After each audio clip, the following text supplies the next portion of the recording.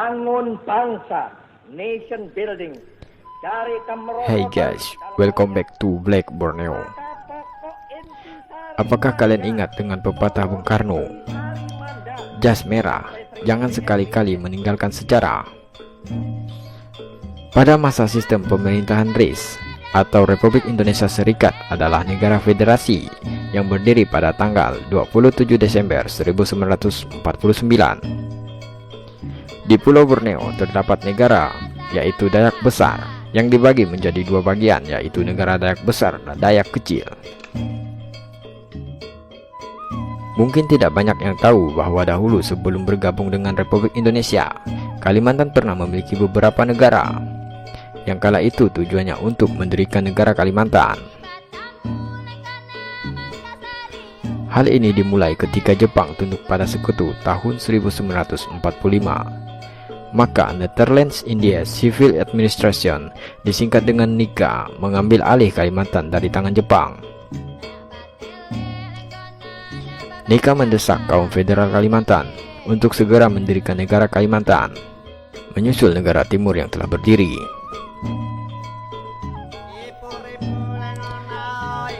Saat itu, berdasarkan perjanjian Lingkarjati antara pemerintah Indonesia dengan Belanda tahun 1949, Belanda mengakui secara de facto wilayah Republik Indonesia hanyalah meliputi Jawa, Sumatera, dan Madura.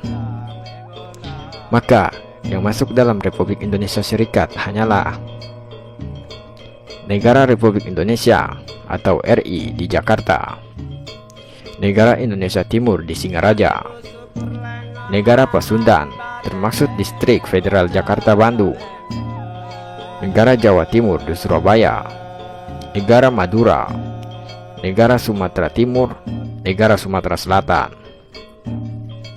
Sedangkan Kalimantan saat itu merupakan Neo-Self-Bestur atau Neo-Self-Governance atau daerah otonom sendiri. Beberapa negara bagian yang ada di Kalimantan adalah Negara Kalimantan Barat, Negara Kalimantan Timur, Kalimantan Tenggara, Negara Banjar, dan satu-satunya negara bagian yang dicita-citakan sebagai Dayak Homeland adalah Negara Dayak Besar.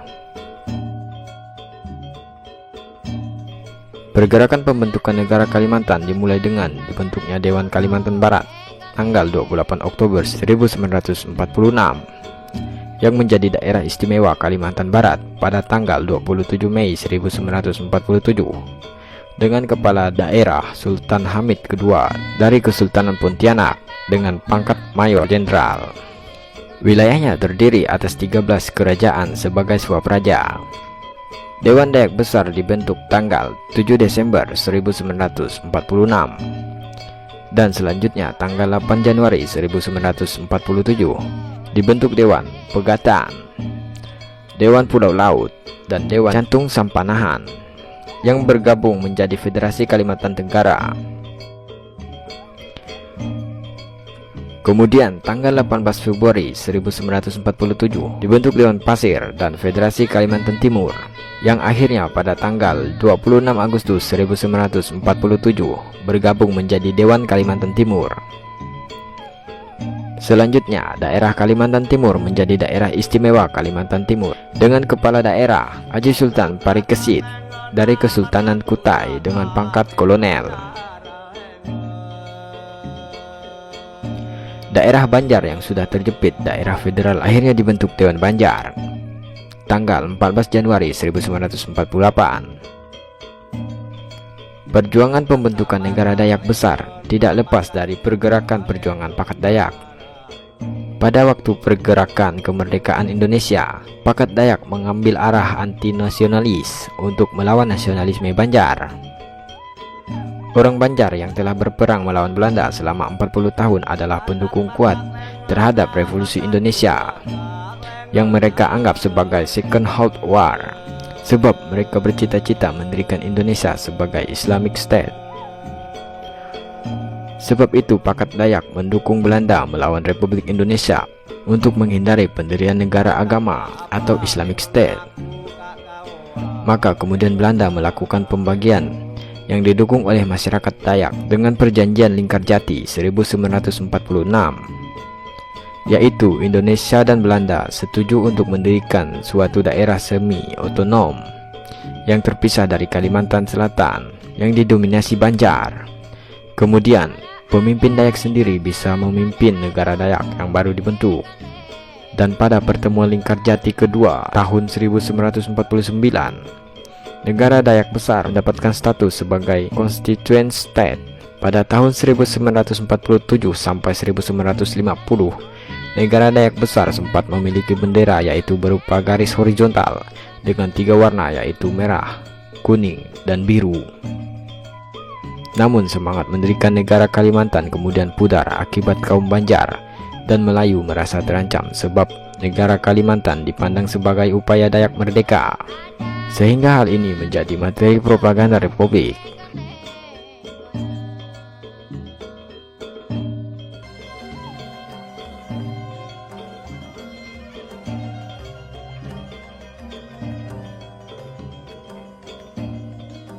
Selain melalui gerilya militer, ada juga infiltrasi ideologi. Singkat kata, kampanye para aristokrat dan golongan elit Kalimantan semakin terpecah, sehingga upacara pemersatuan ide ke negara Kalimantan mengalami kemacetan. Akhirnya semua mendukung RIS atau Republik Indonesia Serikat. Tetapi RIS sendiri kemudian dibubarkan pada tahun 1950.